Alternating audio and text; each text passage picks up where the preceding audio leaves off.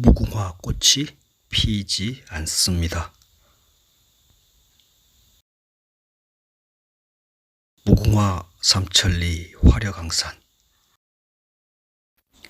우리는 그렇게 평생을 목청 높여 애국가를 부르며 자랑스러운 한국인으로 살아가라 배웠고 노력도 합니다. 그러나 막상 우리 주변에 무궁화는 흔하게 마주치는 일상은 아닙니다. 어쩌다 가로수를 대신해서 혹은 정원수의 역할을 맡은 무궁화를 만나는 게 고작입니다. 항상 곁에서 나라사랑을 북돋아 주어야 할 나라꽃이 사람들에게서 너무 멀어지는 건 바람직하지 않아 보입니다. 무궁화꽃이 피었습니다. 큰 소리로 제잘거리며 숨바꼭질하던 유년의 기억만큼이나 우리의 삶에서 아득히 멀어진 무궁화가 되고 말았습니다. 마치 우리의 전통과 미풍양속이 고스란히 패배자의 부끄러운 과거로 매도되어 박물관에 박제되거나 토종동식물이 멸종의 슬픈 운명을 안고 사라져간 것처럼 무궁화도 서서히 우리 곁을 떠나고 있는지도 모릅니다. 대한민국은 늘 꽃잔치입니다. 봄이 오면 유행처럼 꽃놀이가 온 나라에 번지고 1년 내내 축제로 들썩입니다. 거리마다 벚꽃이 만개하고 장미 축제들이 사람을 불러 모아 인산인해의 장관을 연출하기도 하고 배롱나무, 이팝나무, 단풍나무, 느티나무들이 유행 따라 국토의 혈맥인 모든 크고 작은 길을 아름답게 단장하고 있습니다. 지자체 담당자들, 조경업자, 시민사회단체, 중앙정부 그리고 일반 소시민을 아우르는 이해관계 당사자들의 다양한 가치관이 조율되어 우리의 거리를 수놓겠지만 그 누구도 사라져가는 무궁화를 우리 곁으로 가까이 데려오려는 관심과 의지를 보여주지 않습니다. 한 국가를 상징하는 꽃을 나라꽃이라고 합니다. 미국은 장미를 국화로 법제화한 경우이며 우리나라의 무궁화처럼 관습적으로 국화로 인정받는 사례도 있습니다. 굳이 산해경 같은 중국 고서를 들추지 않더라도 우리나라는 근역, 근원, 근화향으로 불렸다 합니다. 이처럼 무궁화는 수천 년 역사의 숨결을 우리 민족과 나누며 이 강토를 지켜왔고 오래전부터 선조들은 무궁화를 우리의 상징으로 삼았습니다. 구한말 개화기에 이르러 열강의 외침에 맞서 근대국가의 체제를 정비하는 과정에서 무궁화는 국화로서의 위상을 얻게 되었습니다.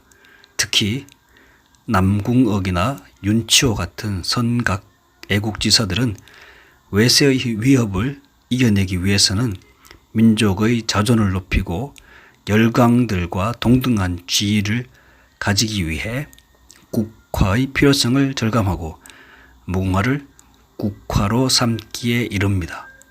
더불어 무궁화를 통해 민족의 단결을 공고히 하고 자력자강의 국권 회복 운동에 매진하는 노력들이 일제의 압제에도 불구하고 강물처럼 이어지게 됩니다. 1900년 즉 광무 4년에는 칙령 제14조로 문무관의 복식에 무궁화가 수식됨으로써 무궁화의 위상은 한껏 높아지게 되었습니다. 거기다 애국가의 후렴에 무궁화 삼천리 화려강산이라는 구절이 자리 잡으면서 무궁화의 나라꽃으로서의 역할에 쇠기를 받게 되었습니다. 이 기념비적인 후령구는 1896년 11월 21일 독립문 정초식에 배제학당 학도들이 부른 애국가에서 등장했다고 합니다. 일본 식민지배, 미군정, 정부 수립과 한국 전쟁 등 계속되는 민족의 비극 속에서 무궁화의 나라꽃으로서의 자격 여부에 대한 논란도 있었습니다. 진달래와 개나리 등도 유력한 후보로서 무궁화와 수차례 경쟁하였으나 무궁화는 결국 살아남아 국화로서의 막중한 자리를 지켜오고 있습니다. 제국주의의 총칼로부터 민족 공동체의 얼과 혼을 지키기 위해 정신적 지주로서 무궁화는 치열한 역사의 무대 전면에 나서야 했고 격동의 세월을 거치면서 서서히 나라꽃으로 우리 가슴에 심어졌던 것입니다. 이렇게 숱한 외침과 내분에도 꿋꿋이 살아남은 무궁화가 결의의 구심점으로 자기 자리를 잃고 민족 구성원들의 관심에서 멀어지고 있습니다. 우리가 일상에서 흔히 볼 수 있는 무궁화는 경찰 공무원의 계급장 정도가 되고 말았습니다. 무궁화가 피지 않습니다. 초고령화 및 초저출산이라는 현상이 2019년 현재 우리 사회의 민낯입니다. 이 땅에서 아이 울음소리가 끊어져 가고 무궁화도 점점 피지 않습니다. 무궁화의 영토라 불리던 이 땅에서 무궁화는 설 자리가 좁아만 갑니다. 청춘 남녀가 결혼을 안 하거나 못하는데도 사연은 있을 것이며 부부가 아이를 가지지 않거나 못 가지는데도 나름대로 이유는 있을 것입니다. 왜? 무궁화는 존엄한 나라꽃에서 외면받고 잊혀지는 나락으로 떨어집니까? 우리 사회에 만연한 만성적이고 말기적인 자기 비하와 자기 부정이라는 망국적 민족병에서 원인을 진단해 볼 수 있습니다. 더불어 합리적 개인주의를 가장한 극단적 이기주의가 건전한 공동체 의식을 흔들고 있기 때문입니다. 상처를 들추면 괜히 더 아픈 것이 사람 심리이니 군중도 그 집단의 아픔을 덮으려는 경향을 보입니다. 아무리 큰 고통이 수반되더라도 수술을 하고 치료를 마쳐야 합니다. 집단적 열등감이나 부도덕한 이기주의가 한순간에 고쳐질 수는 없겠지만 최소한 문제를 직시하고 재화를 위한 노력을 모든 구성원들이 함께 지속해야 합니다. 자신을 바로 보고 바로 세워야 합니다. 우리는 찬란하였으나 지금은 대단하지 않습니다. 그럼에도 우리는 다시 위대해져야 합니다. 대륙의 고토를 상실하고 반도에 갇혀 찬란한 역사마저 빼앗기고 빛을 잃은 채 소중화를 위안 삼아 연명해온 세월은 유구한 민족사에서 그리 길지 않습니다. 인류 문명의 주도권이 서양으로 넘어가는 근대의 길목에서 흐름을 놓치고 식민지로 전락한 굴욕을 견디었으나 아직 우리는 열강의 영향권 아래 놓인 위성국가로 살아가는 처지가 변한 것은 없습니다. 그럼에도 수천 년에서 100년쯤은 찰나일 수도 있습니다. 역사의 수레는 바퀴를 굴리며 나아갑니다. 우리에게는 다만 위대함의 유전자를 자각하는 노력이 필요합니다. 무궁화를 심고 꽃을 기다리는 것이 위대한 여정의 첫 걸음이라 하겠습니다. 서구 근대화는 여러 가지 요인들이 복합 상승작용을 한 결과이겠지만 문해부흥이 기폭제 역할을 했다고 봐야 합니다. 장구한 세월 동안 퇴적되어 온 인류의 지혜가 르네상스라는 용광로 속에 녹아들어 문명의 도약대가 탄생한 것입니다. 멀리 찾을 것도 없이 옹고지신의 답이 있습니다.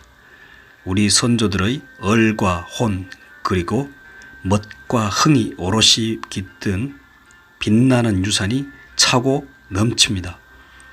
우리의 뿌리에서 이어지는 지식과 지혜를 비하하고 방치하며 단절시킨 채 외래 문물에 대한 맹목적 숭상과 과도한 사대는 이제 종식할 때가 왔습니다.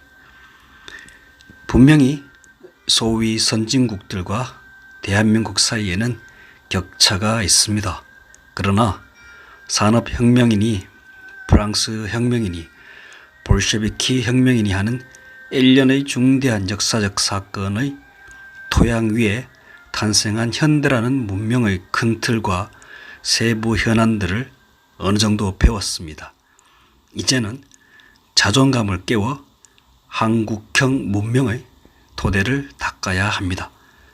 우리의 정신으로 서양에서 배운 물질 문명을 주체적으로 소화하고 세계적인 표준을 다시 세워갈 때가 도래하고 있습니다. 버릴 게 하나도 없습니다. 조선의 버팀목이었던 사대부들의 둥지라고 할 향교와 서원에는 관광객들이나 바람처럼 지나가는 길에 잠시 머물다 갈 뿐 사람 구경하기 힘듭니다. 낡고 시대착오적이며 무능하고 무기력한 퇴물로 매장되고 있는 성리학이지만 이상국가를 건설하려던 개혁적 도학자들에게는 가장 강력하고 완벽한 설계도요 건축 자재였습니다. 고려 말 역성혁명을 통해 사회개혁을 추진하던 신진 사대부들에게 사회악으로 치부되던 불교도 한때는 지배계층들이 반갑게 맞아들인 가치체계였습니다. 신라의 법흥왕이든 고려 태조든 불교는 왕권 강화를 통한 중앙 집권을 공고히 하고 피지배층이 불합리한 현실을 자발적으로 수용하도록 최면을 거는 강력한 통치 이념이었던 것입니다. 그러나 불교라는 외래 문물을 통해 사회 구조를 개편하기 전에 이 땅에는 현묘지도라는 이름만 남은 고차원적인 정신 문명이 역사가 미처 기록도 못하는 수많은 세월을 이어 전승되며 우리 결의의 등불이 되어 왔습니다. 모든 것은 잘 골랐으면 요긴하게 사용되어질 수 있기에 하나도 버리지 않고 보존하고 공부해서 쓸모를 찾아 활용하기 나름입니다. 1913년 노벨상을 수상한 시성이자 간디와 함께 독립운동의 아버지로 추앙받는 타고르는 동방의 등불에서 우리 민족의 저력을 꿰뚫어보는 해안을 과시했습니다. 아시아가 문명의 중심이던 예전에 배달은 동방의 등불이었고 이제 다시 역사의 바퀴를 굴려 때가 무르익으면 대한민국이 새로운 문명을 밝히는 횃불로 타오를 것이기에 어서 깨어나라고 우리를 흔들었던 것입니다. 무궁화 꽃이 다시 핍니다. 우리의 정신과 역사를 되찾고 이를 되새김질하면 우리는 새로운 등불을 밝힐 수 있습니다. 우리 대기업들이 선발주자들을 집요하게 따라가던 추격자의 시대는 이제 막을 내려야 합니다. 인류 국가를 흉내내는 훌륭한 이주는 의미가 없습니다. 초인류 선도 국가를 국가적 전략 과제로 설정하고 과거를 거슬러 올라 위대함을 회복하기 위한 첫걸음은 바로 나를 찾는 것입니다. 그래서 무궁화를 심어야 합니다. 무궁화가 한라에서 백두까지 그리고 유라시아를 향해 만발할 때 빛은 다시 동방에서 일어설 것입니다.